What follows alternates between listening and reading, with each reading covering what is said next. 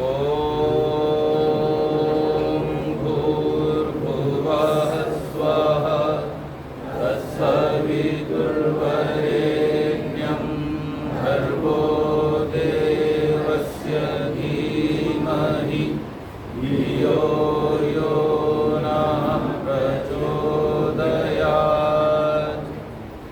ॐ शन्नो मित्रः शं वरुणः शन्नो भवत्वर्यमा शन्न इन्द्रो बृहस्पतिः शं नो विष्णुरुक्रमा।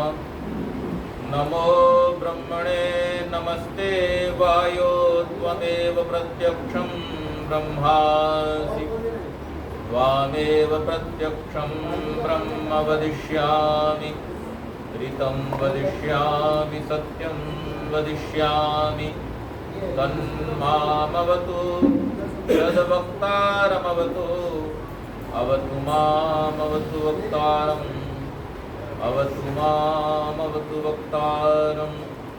ॐ शान्तिः शान्तिः शान्तिः। वंदनीय मातृशक्ति, उपस्थित धर्म प्रेमी सज्जनों, आर्य समाजवासी के समस्त पदाधिकारी, वैदिक दर्शन की श्रृंखला में यह 5वां व्याख्यान है और पिछले 4 सत्रों में हमने ये जानने का प्रयास किया कि इस संसार में मनुष्य के लिए जानने योग्य कौन सी वस्तुएं हैं। तो पहला ईश्वर, दूसरा स्वयं जीव और तीसरा जिस संसार में हम रहते हैं इसका मूल कारण प्रकृति। तत्पश्चात हमने अपने विषय में और अपने प्रकृति के साथ जो संबंध है उस विषय में जानने का प्रयास किया कि किस प्रकार से इस ब्रह्मांड से हमारा सीधा संबंध है, किसके माध्यम से, शरीर के माध्यम से। यत् यत् ब्रह्मांडे तत् तत् पिंडे, जो इस ब्रह्मांड में परमात्मा की रचना है, जिस प्रकार की रचना है वैसा ही एक सिस्टम हमारे अंदर भी परमात्मा ने बनाया हुआ। और इस संसार में रहते हुए यदि हम उस तंत्र को, उस सिस्टम को समझ लेते हैं तो हमारे जो दुख हैं, जो अकारण आ रहे हैं या हमारे अज्ञान के कारण आ रहे हैं, उनसे हम बच सकते हैं। मनुष्य जीवन का लक्ष्य भी क्या है? दुखों से छूट जाना। यही जीवन का लक्ष्य है। बाकी सब जो कुछ भी हम कर रहे हैं वो इसकी साधना के लिए है कि हम इस लक्ष्य को साध सकें।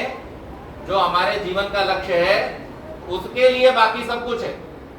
तो जब हम और कार्यों को करने में तत्पर हों, तो मैंने पिछली बार आपको संकेत किया था कि उसमें इतना विचार कम से कम हमको कर लेना चाहिए कि इस कार्य को करने से मुझे सीधे तौर पर या प्रकारांतर से सुख अथवा दुख मिलने वाला है।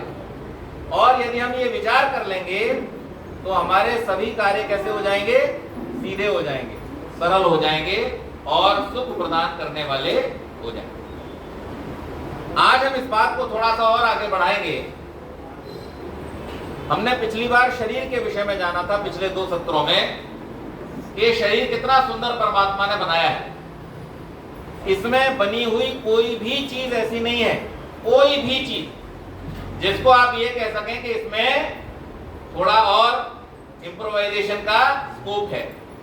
हर चीज एकदम परफेक्शन के साथ में इस शरीर के अंदर जोड़ी गई। और कुछ लोगों ने कभी विचार किया, कभी लोग विचार करते हैं। तो एक व्यक्ति ने विचार कर लिया मन में। क्या मन कर लिया? उन्होंने कहा कि देखो, परमात्मा ने ये सृष्टि तो बड़ी सुंदर बनाई, थोड़ा बहुत सजेशन मेरी तरफ से है, अगर ऐसा भी हो जाता तो आनंद आ जाता। बोले क्या हो जाता?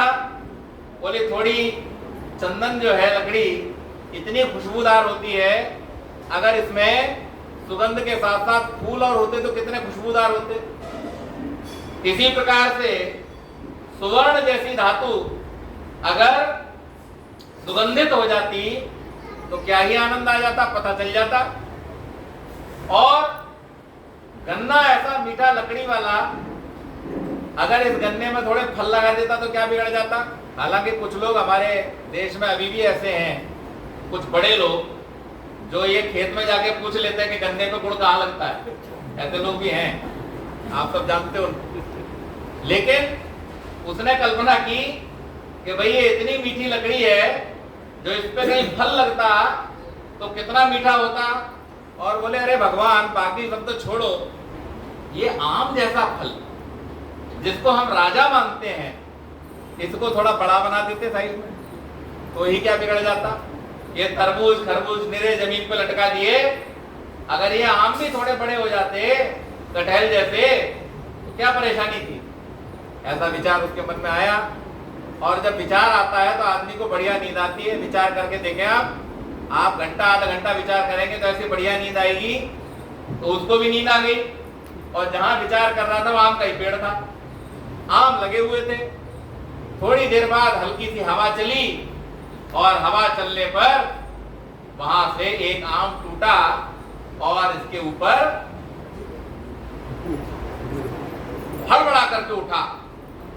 और जब हड़बड़ा करके उठा तो बोलता भगवान जो है सब ठीक है, ये जो कहीं अभी कटहल होता तो सब्जी मेरी बन गई उसकी है। कहने का अभिप्राय ये है, ये तो कथा की बात हो गई, कि परमात्मा ने जो कुछ भी इस संसार में बनाया है वो अपनी अपनी जगह पर बहुत उपयुक्त है।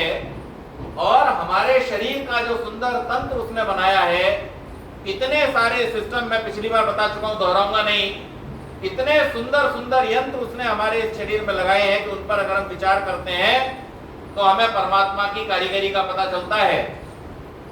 लेकिन इस शरीर को प्राप्त कर लेने के बाद में, इन सारे सुंदर यंत्रों को परमात्मा की कृपा से प्राप्त कर लेने के बाद में हम करें क्या।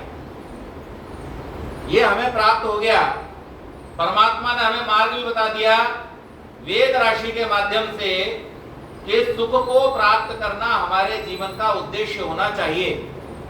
लेकिन क्या इस संसार में सुख को प्राप्त करना इतना आसान है? इस पर हमें विचार करना चाहिए। हमारे ऋषियों की ये विशेषता रही, जिस चर्चा को हम यहाँ कर रहे हैं वैदिक दर्शन, वो दर्शन हमें किसने दिया? परमात्मा ने हमें ज्ञान दिया और ऋषियों ने हमें दर्शन दिया। दर्शन का अर्थ मैंने आपको आरंभ में बतला दिया। दर्शन का अर्थ क्या है? कि जो ज्ञान हमें मिला है उस ज्ञान को अपने जीवन में धारण करना। जब तक वो ज्ञान आपके जीवन में नहीं आएगा तब तक आप उसका आनंद नहीं ले सकते हैं। तो हमारे ऋषियों ने क्या पुरुषार्थ किया कि परमात्मा ने जो ज्ञान मनुष्य के कल्याण के लिए दिया, उस ज्ञान को उन्होंने हम तक पहुंचाया और आग्रह किया कि इस ज्ञान को प्राप्त करके हम अपने समस्त दुखों से छूट सकते हैं और अपने जीवन लक्ष्य को प्राप्त कर सकते हैं। क्या लिखते हैं ऋषि? कपिल मुनि लिखते हैं, अथ त्रिविध दुख अत्यंत निवृत्ति अत्यंत पुरुषार्थ। सांख्य दर्शन में कह रहे हैं कि 3 प्रकार के जो दुख इस संसार में हैं, कौन से? आदि दैविक, आदि भौतिक और आध्यात्मिक। 3 प्रकार के दुख प्रत्येक जीव के साथ में जुड़े हुए हैं। कोई भी संसार में जन्म लेने वाला ऐसा जीव नहीं है जिसके साथ में ये तीनों दुख न जुड़े हुए हों। हर जीव के साथ जुड़े हुए, हर एक के ऊपर प्रकृति की होने वाली घटनाओं का प्रभाव पड़ रहा है। हर एक के अंदर भूख और प्यास की एक समस्या है। हर एक को मिलन और विषयों में सुख और दुख का अनुभव है। हर एक जिसने जन्म लिया है उसकी मृत्यु होनी ही है। इस प्रकार से अनेक द्वंद्व इस संसार में प्रत्येक प्राणी के साथ में जुड़े हुए हैं। लेकिन मनुष्यों को क्या उपदेश किया ऋषियों ने? द्वंद्व सहनम तपः। आप क्या बनो? तपस्वी बनो। और तपस्वी होने की परिभाषा क्या बता दी? कि इन द्वंद्वों को आप अपने जीवन में सहन करना सीखो। अब सहन करने का क्या तात्पर्य? सहन करने का अर्थ है कि हम इनकी वास्तविकता को समझने का प्रयास करें। जैसे अब आपको एक सरल उदाहरण देता हूं इस विषय में। हम लोग जब सिनेमा घर में जाते हैं तो सिनेमा घर में हम जब अच्छी कोई मूवी देखते हैं तो उस फिल्म को देखते समय, उस मूवी को देखते समय जब वहां पर नायक और नायिका किसी कारुणिक दृश्य में होते हैं तो हम सब के भी रुमाल हाथ में आ जाते हैं, हमारे भी अश्रुधाराएं बहने लगती। आप अपने घरों पे भी देखते होंगे तो अनुभव करते होंगे। और जब कोई हास्य का, सुख का विषय होता है तो हम भी प्रसन्न होते हैं। कहीं पर जब आपस में लड़ाई हो रही होती है तो हम भी हाथ पर चलने लगते हैं कि हमारी भावना एकदम आवेशित हो जाती है, हम भी रोमांचित हो जाते हैं। कई बार तो सिनेमा घरों में अभी हाल फिलहाल में आपने देखा भी होगा तो आपस में ही लड़ पड़ते हैं, गुत्था गुत्था हो जाता है। ये क्यों हो रहा है? ये क्यों हो रहा है? हर व्यक्ति जो वहां पर बैठा हुआ है इस बात को जानता है, अच्छी प्रकार से जानता है कि ये जो पर्दे पर चलचित्र चल रहा है ये वास्तविकता सबको पता है। लेकिन उसके बावजूद भी हम उस चित्र को देख करके प्रभावित हो जाते हैं। हमारे अंदर अनेक प्रकार के भाव उत्पन्न होने लगते हैं। इसका कारण क्या है? तो ऋषियों ने इसको नाम दिया अविवेक। इसका नाम क्या है? अविवेक। जहां पर विवेक नहीं होगा, जहां पर हम वास्तविकता को समझने में चूक जाएंगे, वहां पर हमसे इस प्रकार की त्रुटियां, इस प्रकार की गलतियां होंगी ही होंगी। अब इस संसार को देखें, इस संसार में भी जो चक्र चल रहा है, इस चक्र की वास्तविकता हम सबको पता है। ऋषियों ने लिख करके, समझा करके हमको दे दिया है। जातस्य ही ध्रुवोर मृत्यु ध्रुवम जन्म मृतस्य च। इस संसार में जिसने जन्म लिया है उसकी मृत्यु अवश्य होगी। इसमें कोई चॉइस नहीं है, कंपल्सरी होना ही है। और जिसकी मृत्यु हुई है, चाहे वो मुक्त भी क्यों ना हो गया हो, उसको भी एक अवधि के बाद में जन्म लेना ही है। ये बात जब हमको पता है, इस बात का जब हमको ज्ञान है, फिर भी हमें अनेक प्रकार के इस संसार में जो क्लेश हैं, जो दुख हैं, जिसको अभिनिवेश कहा गया है, ये क्यों है?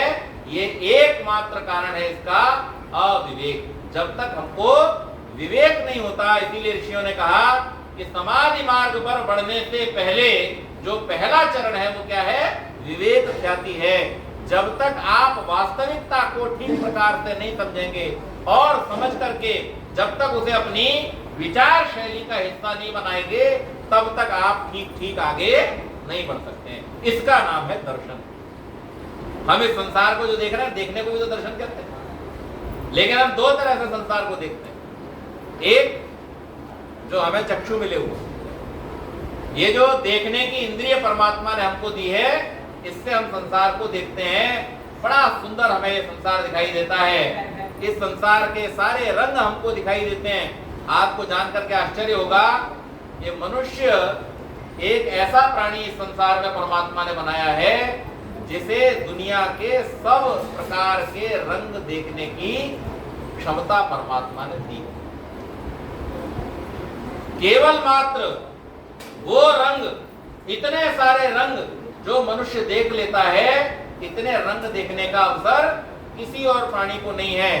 कुछ बहुत तेज और कुछ बहुत धीमी तरंगें जो हमारी क्षमता में नहीं है, उनको देखने में हम अक्षम रहते हैं। अन्यथा हम सब प्रकार के शब्दों को सुन सकते हैं, सब प्रकार के रंगों को देख सकते हैं। ये क्षमता अन्य किसी प्राणी, जितने मांसाहारी प्राणी हैं उनके लिए सारी दुनिया कैसी है? जैसे पुरानी टीवी हमारी आती थी, कैसी? Black and white. और जो कुत्ता आदि प्राणी हैं उनको परमात्मा ने क्या शक्ति दी हुई है? उनको शक्ति दी हुई है सूंघने की और सुनने की। कई बार आप देखते हैं, आप रात्रि के समय गली में से जा रहे हो और अगर आपके मन में पहले से किसी ने बिठा दिया है इस गली में कुत्ते पीछे भागते हैं, अब क्या होगा आपके मन में? गली में घुसते ही आपके मन के अंदर एक भय चालू हो जाएगा। आप सोचना शुरू कर देंगे, अब कुत्ता मिला क्या, अब कुत्ता मिला क्या, अब कुत्ता मिला। और इस कारण से क्या होगा, जैसे ही आपका मस्तिष्क ये सोचना शुरू करता है, आपके मन के अंदर जैसे ही भय आना शुरू होता है, आपके जो हार्मोन्स हैं वो एक्टिवेट हो जाते हैं। और उन हार्मोन्स के एक्टिवेट होते ही आपके शरीर से एक विशेष प्रकार की गंध निकलनी शुरू हो जाती है। और कुत्ता क्या करता है? कुत्ता उस गंध को सूंघ लेता है, पहचान लेता है और वैसे ही वो आपके ऊपर भौंकना शुरू कर देता है। अच्छा, आपको पता ना हो और कुत्ता आए और आप उसे झपट दो, झड़क दो उसको, तो वो कुत्ता वापस चला जाता है। क्यों? क्योंकि अब वो उसको नहीं सूंघ पा रहा जो गंध आपके भय की, उसे पता है कि ये भय की गंध है। और ये क्षमता उसको किसने दी है? परमात्मा ने दी। उसके जीवन के लिए जो आवश्यक है वो परमात्मा ने उसको दिया है। हमारे जीवन के लिए जो आवश्यक है वो परमात्मा ने हमको दिया है। तो ये जो सुंदर शरीर परमात्मा ने हमको दिया है, इसको प्रयोग करने का जो तरीका है वो क्या है कि हम अपने जीवन में विवेकशील बने, अर्थात अपने प्रत्येक कार्य को करते समय हम विचार करें। आदमी कई बार काम कर जाता है और उसके बाद सोचने बैठता है, पता चलता है कि गड़बड़ हो गई। लेकिन जो पहले विचार कर लेता है और उसके बाद में काम करता है, उसको कभी उसका कोई खेद नहीं होता है। वो हमेशा उस बात को लेकर के आश्वस्त होता है कि मैंने जो किया वो ठीक किया, उसमें कोई गलती। तो ऋषियों ने हमको ये बतलाया है कि आप विचार करें और विचार करते हुए विवेक प्राप्त करें, विवेकशील बने, इस संसार की वास्तविकता को समझने का प्रयास करें। आगे अब विवेक हमको प्राप्त हो गया, इस संसार की वास्तविकता को हमने समझ लिया। क्या वास्तविकता समझ ली? कि ये संसरण करने वाला है, ये परिवर्तनशील है।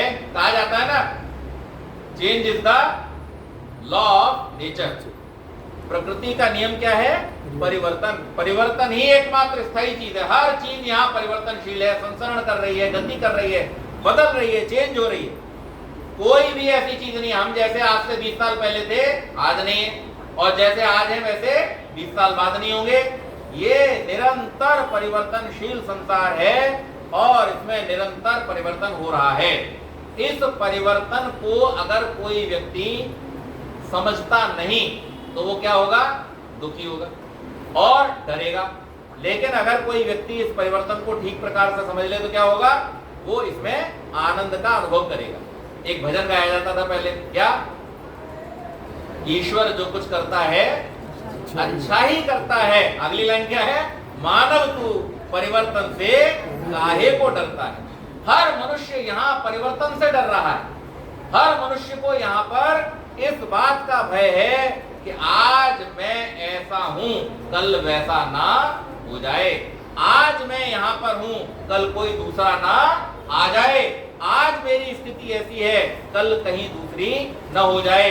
लेकिन ऋषियों ने हमको क्या समझाया कि आप जो स्वयं हैं, जिसके लिए ये सारा कार्यक्रम है, वो तो कभी परिवर्तित होता नहीं।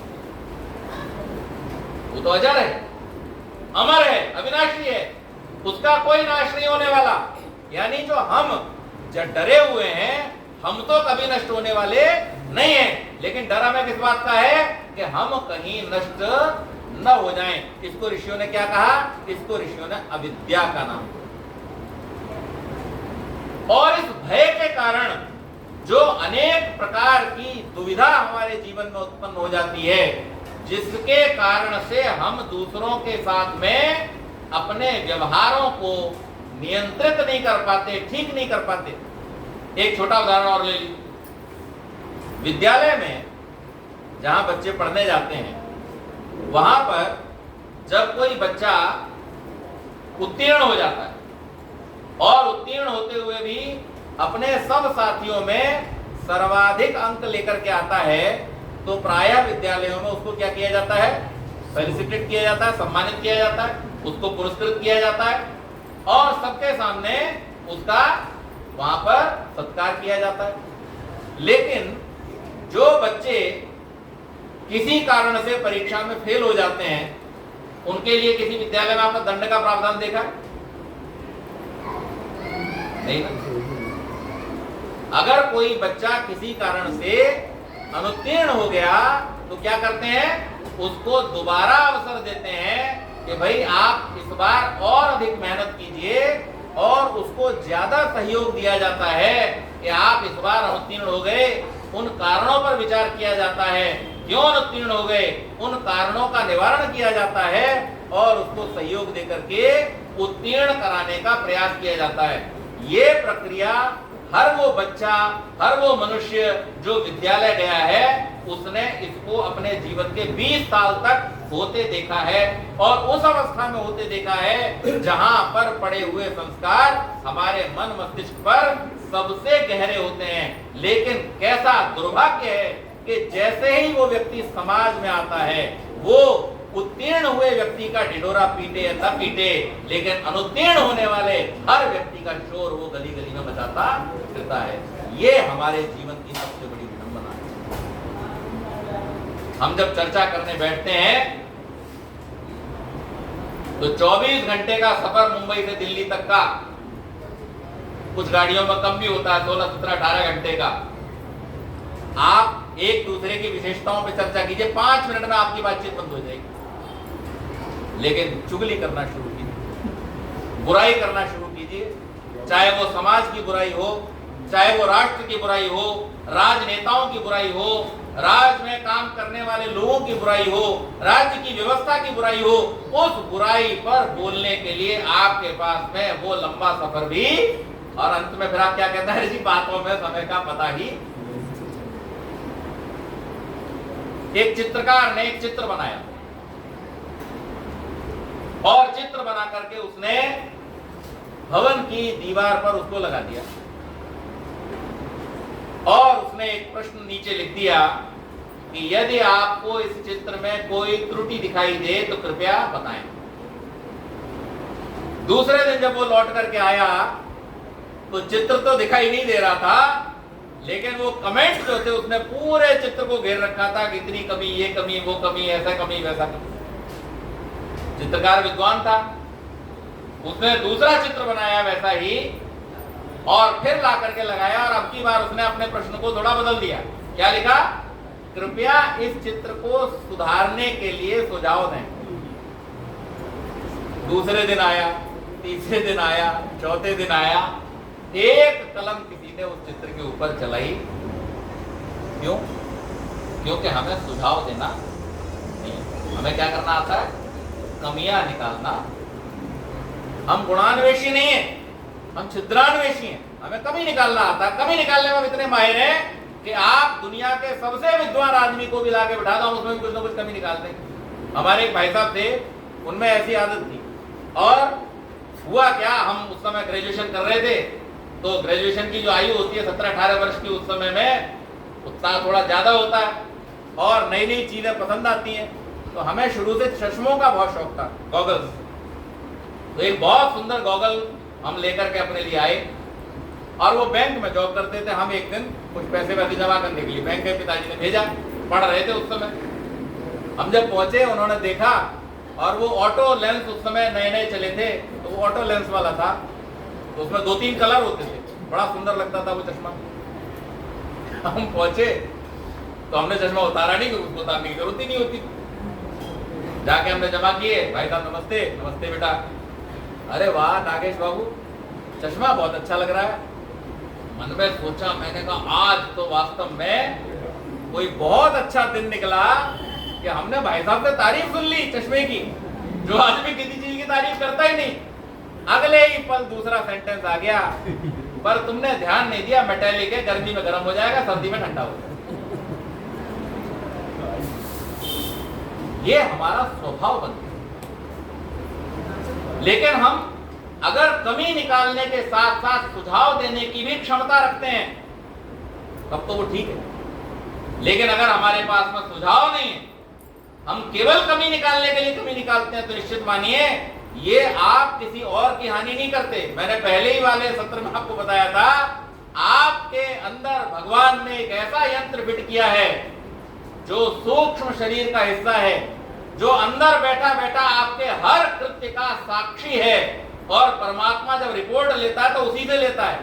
वो है आपका मन, उसका एक हिस्सा, जिसे हम क्या कहते हैं आधुनिक भाषा में सब कॉन्शियस माइंड, या फिर ऋषियों की भाषा में जिसे हम चित्त कहते हैं। उसके ऊपर आपके हर संस्कार, आपके हर विचार और आपके हर व्यवहार का एक इंप्रेशन बन जाता है, अंकित हो जाता है, जो आपकी रिपोर्ट बना करके एक MIS तैयार करके परमात्मा को देता है, और उसके अनुसार आपके जीवन के सुख और दुख का निर्णय होता है। तो इसीलिए मैं आपको अक्सर कहता हूं कि एक्शन जो है वो कर्म नहीं है। हम आमतौर पे क्या मानते हैं, हमने क्या किया वो हमारा कर्म है ना। एक्शन कर्म नहीं है, एक्शन तो क्रिया है। कर्म क्या है? Intention behind action. आपके उस क्रिया के पीछे आपका लक्ष्य क्या है, आपका उद्देश्य क्या है, आपका मनोगत क्या है, वो आपका कर्म है जो आपको फल देगा। अगर आपने समाज के कल्याण के लिए, धर्म की स्थापना के लिए हजारों लोगों की हत्या भी की है, वो भी आपको कभी बुरा फल देने वाली नहीं होगी। लेकिन अगर आपने अपने व्यक्तिगत स्वार्थ के लिए, किसी अधर्म के कार्य के लिए एक चींटी को भी मारा है, तो भी आपको वैसा ही पाप मिलेगा। इसलिए हमें जीवन को समझने के लिए आवश्यक बात यह है कि जब हम इस संसार से अपने आप को जोड़ें, तो किस प्रकार से जोड़ें? शरीर से तो परमात्मा ने हमको जोड़ दिया, उससे तो हम अपने आप को अलग नहीं कर सकते। मैंने पहले दिन भी पूछा था, क्या कितने लोग बाई चॉइस आए हैं इस शरीर में? बाई चॉइस कितने लोग आए? और आपको आज अगर चॉइस मिले कि आप शरीर के बंधन से मुक्त हो जाएं, तो कितने लोग होना चाहेंगे? कोई नहीं होना चाहेगा।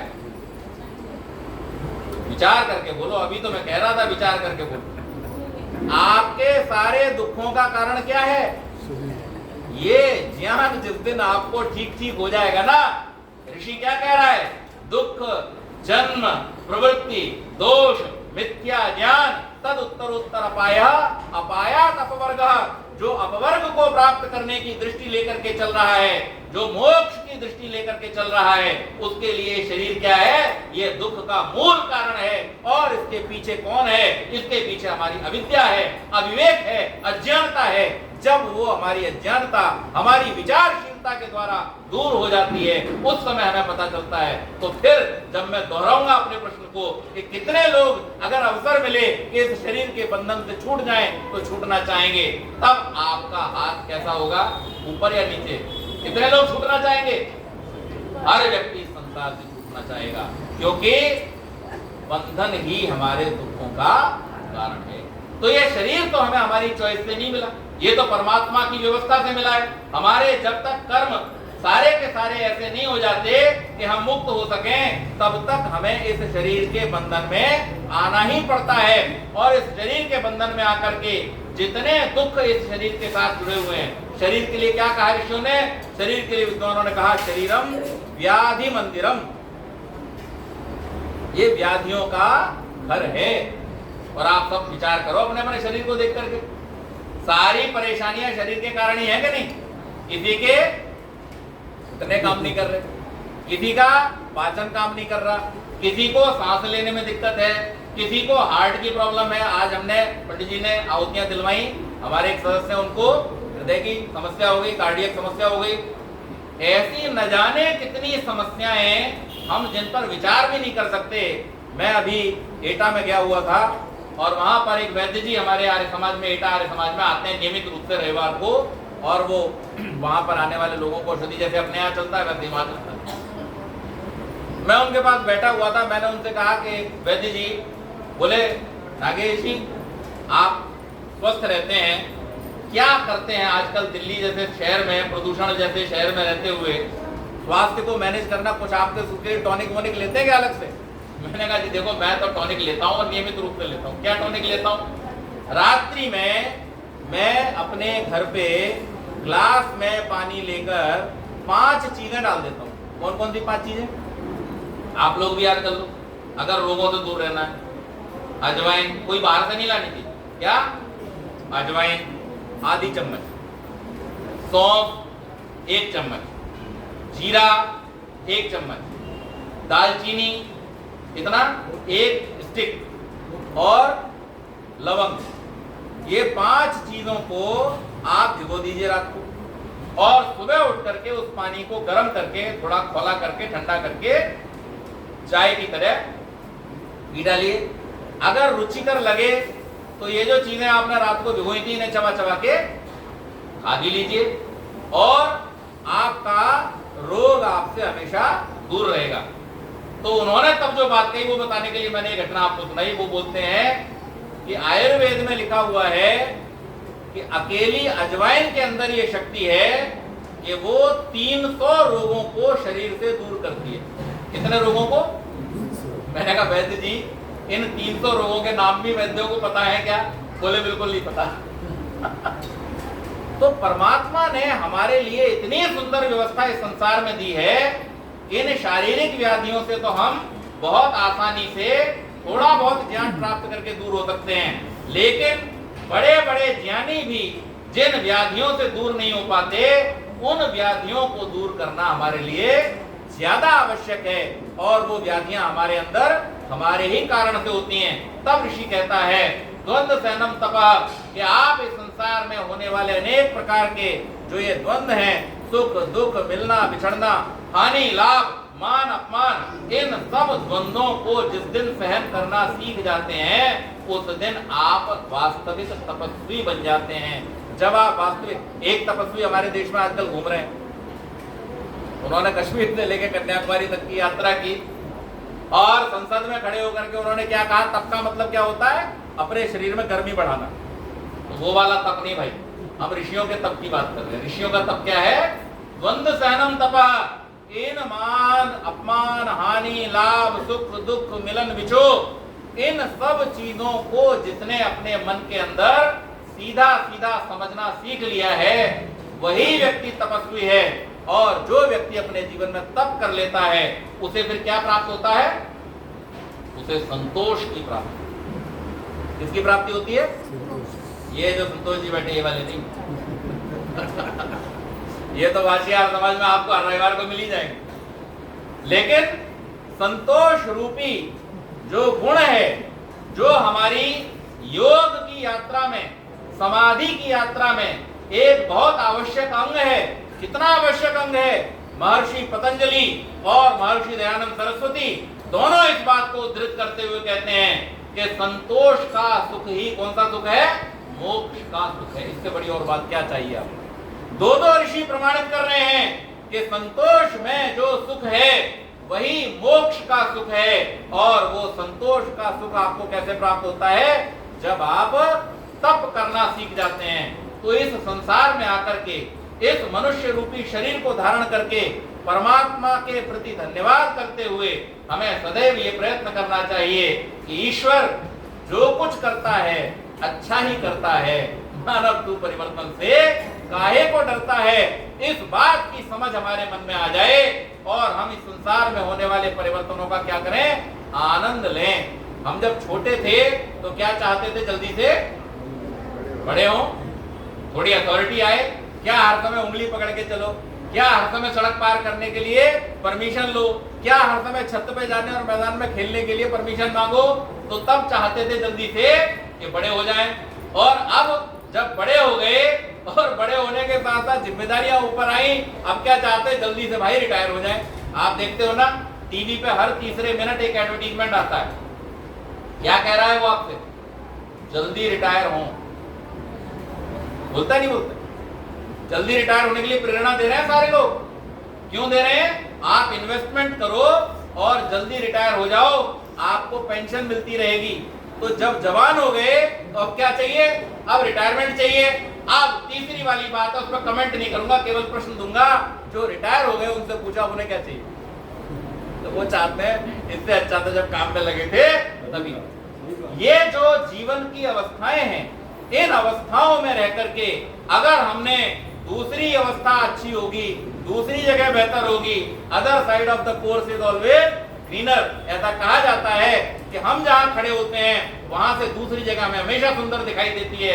और हंसी वाली बात बता दूं तो दो मित्र थे आपस में, वो कह रहे थे भाई देखो, एक तो वो है ऑफिस की पार्टी में थे जिसे हम घर पे छोड़ के आए हैं, और एक ये है जो यहाँ पर महिलाएं उपस्थित हैं। तो दूसरा वाला थोड़ा समझदार था, वो बोला बेटा इनके सौंदर्य में केवल एक ही रहस्य है। बोले क्या? बोले दूसरे की बीवी है। इनके सौंदर्य में क्या रहस्य है? ये दूसरे की पत्नी अगली तो सुंदर लग रही है। दूसरा हमेशा हमें ज्यादा अच्छा दिखाई देता है, दूसरा स्थान हम प्राप्त कर ले हमें ज्यादा अच्छा दिखाई देता है। लेकिन जब हम वहीं पहुंचते हैं और वहां की जिम्मेदारियों से जुड़ते हैं तो हमें पता चलता है कि हम तो जहां पहले थे वहां ज्यादा ठीक थे।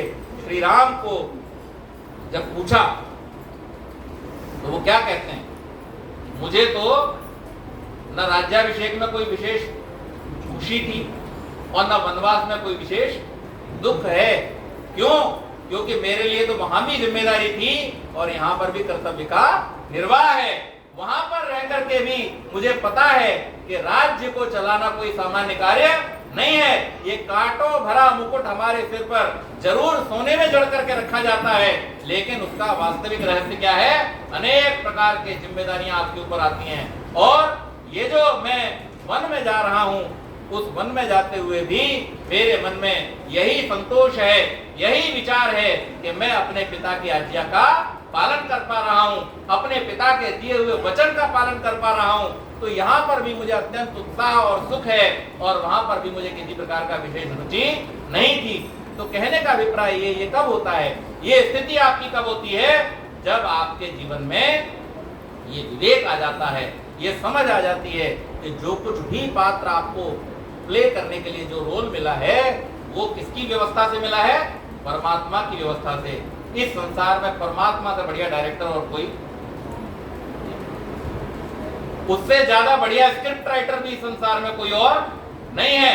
उसने सारी चीजें, सारी व्यवस्थाएं, सारे प्राणियों के सुख और दुख इस प्रकार से नियोजित किए हुए हैं कि हम उनकी कल्पना भी नहीं कर सकते।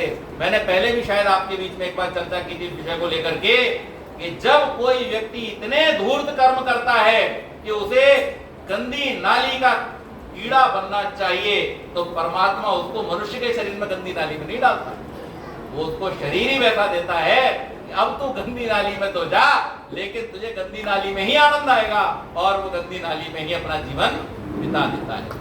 और जब किसी को परमात्मा को उसके घोर पापों का दंड देते हुए केवल और केवल संसार में परोपकार ही करने के लिए जीवित रखना होता है, तो परमात्मा क्या करते हैं?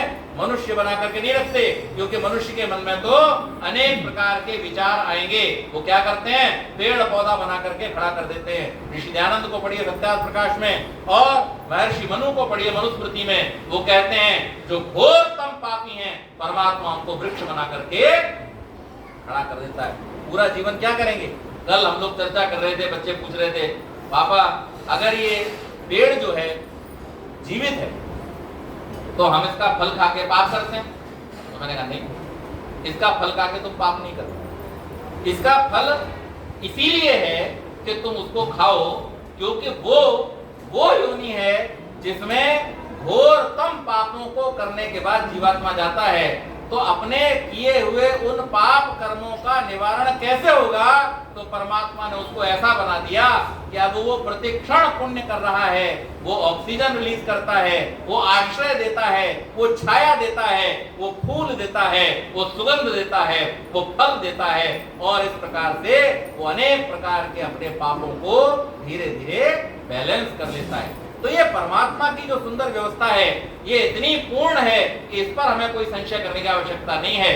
वास्तव में हमारे लिए विचार करने योग्य क्या है कि हम जो परमात्मा की सर्वोत्तम कृति हैं, हम अपने जीवन में उस लक्ष्य को प्राप्त करने के लिए प्रयत्नशील हों जो परमात्मा ने हमारे लिए निर्धारित की। थोड़ी सी चर्चा मैंने आप सबके बीच में किया, ध्यान को सुना। आप सबका बहुत बहुत धन्यवाद। इस श्रृंखला को हम आगे बढ़ाते हैं। संगठन सूत्र का पाठ करेंगे। ओम सं समिद्युवसे वृषन्नग्ने विश्वान्यर्य आ इडपदे समिद्यसे सनो वसून्याभर। हे प्रभो तुम शक्तिशाली हो बनाते सृष्टि को, वेद सब गाते तुम्हें हैं, कीजिए धन वृष्टि को। ओम संगच्छध्वं संवदध्वं संभो मनांसि जानतां, देवा भागं यथा पूर्वे समजानाना उपासते। प्रेम से मिलकर चलो बोलो सभी,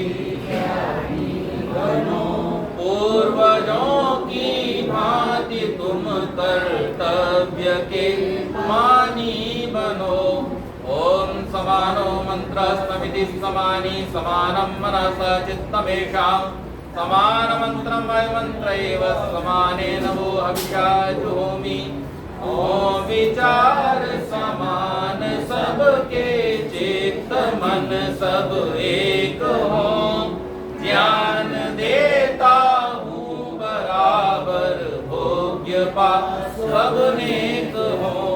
ओम समानी व आकुति समाना हृदयानि व समान वस्तु को मनो यथा वस्तु सहासति। हो सभी के दिल तथा संकल्प अविरोधी सदा, मन भरे हो प्रेम से जिससे बढ़े सुख संपदा, जिससे बढ़े सुख संपदा। आर्य समाज के सार्वभौम नियम पहला, सब सत्य विद्या और जो पदार्थ विद्या से जाने जाते हैं उन सबका आदिभूत परमेश्वर है। नियम दूसरा, ईश्वर सच्चिदानंद स्वरूप निराकार, सर्वशक्तिमान, न्यायकारी, दयालु, अजन्मा, अनंत, निर्विकार, अनादि, अनुपम, सर्वाधार, सर्वेश्वर, सर्वव्यापक, सर्वांतर्यामी, अजर, अमर, अभय, नित्य, पवित्र और सृष्टि करता है, उसी की उपासना करनी योग्य है। नियम तीसरा, वेद सब सत्य विद्याओं का पुस्तक है। वेद का पढ़ना पढ़ाना और सुनना सुनाना सब आर्यों का परम धर्म है। नियम चौथा, सत्य के ग्रहण करने और असत्य के छोड़ने में सर्वदा उद्यत रहना चाहिए। नियम पांचवा, सब काम धर्मानुसार अर्थात सत्य और असत्य को विचार करके करने चाहिए। नियम छठा, संसार का उपकार करना इस समाज का मुख्य उद्देश्य है, अर्थात शारीरिक, आत्मिक और सामाजिक उन्नति करना। नियम सातवां, सबसे प्रीतिपूर्वक धर्मानुसार यथा योग्य बरतना चाहिए। नियम आठवां, अविद्या का नाश और विद्या की वृद्धि करनी चाहिए। नियम नौवां, प्रत्येक को अपनी ही उन्नति से संतुष्ट न रहना चाहिए, किंतु सबकी उन्नति में अपनी उन्नति समझनी चाहिए। नियम दसवां, सब मनुष्यों को सामाजिक सर्वहितकारी नियम पालने में परतंत्र रहना चाहिए और प्रत्येक हितकारी नियम में सब स्वतंत्र रहें।